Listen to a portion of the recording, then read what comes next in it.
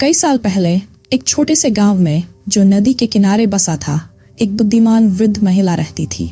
उसका नाम था दयावंती। उसकी सौम्यता और छोटी छोटी चीजों में खुशी ढूंढने की कला की चर्चा दूर दूर तक थी। गांव के लोग उसे बहुत मानते थे और जीवन से जुड़े कठिन प्रश्नों के उत्तर पाने के लिए उसके पास आते थे।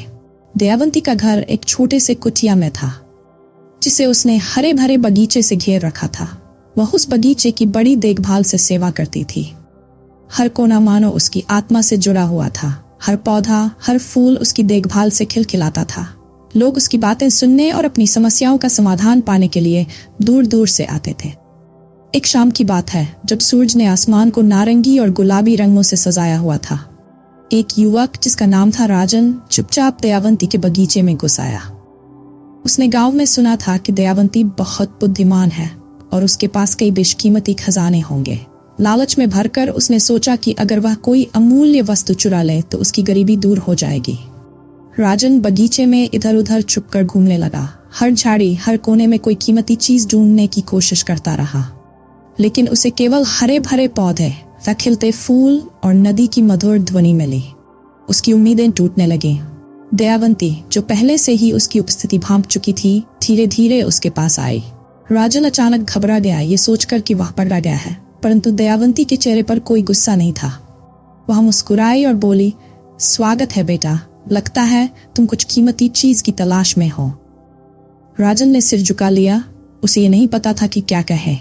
दयावंती ने कहा, मेरे पास सोना या चांदी नहीं है, लेकिन तुम्हें कुछ और मिल सकता है।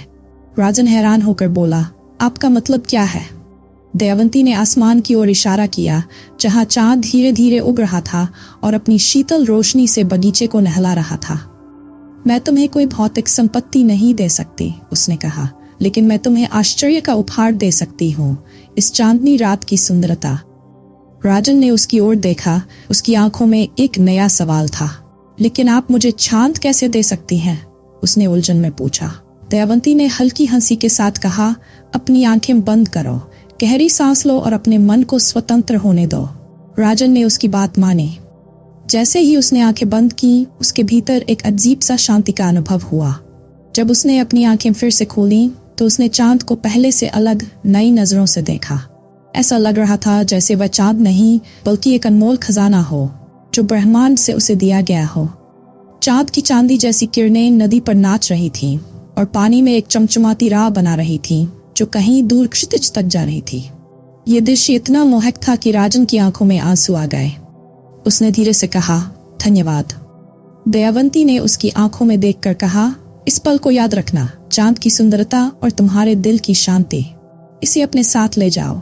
शायद तुम समझ पाओ कि जीवन के सच्चे खजाने वे नहीं हैं जो हम चुराते हैं, बल्कि वे हैं जो हम महसूस करते हैं और सराहते हैं। उस रात राजन ने दयावंती के बगीचे से कोई कीमती वस्तु नहीं चुराई, लेकिन वह एक नई समझ के साथ लौटा। उसने जाना कि असली दौलत बाहरी चीजों में नहीं, बल्कि हमारे भीतर और हमारे आसपास की दुनिया में छुपी होती है। इसके बाद राजन ने चोरी का रास्ता छोड़ दिया। उसने सीखा कि दूसरों से लेने के बजाय खुद की आत्मा में और प्रकृति में समृद्धि पाई जा सकती है। जीवन की सबसे बड़ी खुशी और संतोष वही है जो हम दूसरों को दे सकते हैं और जो सुंदरता हम दुनिया में देख पाते हैं। असली खजाने वे हैं जिन्हें न तो चुराया जा सकता है और न खरीदा जा सकता है। जितना तुम दुनिया को दोगे, उतना ही तुम्हें वापस मिलेगा। यही जीवन की सच्ची प्रेरणा है।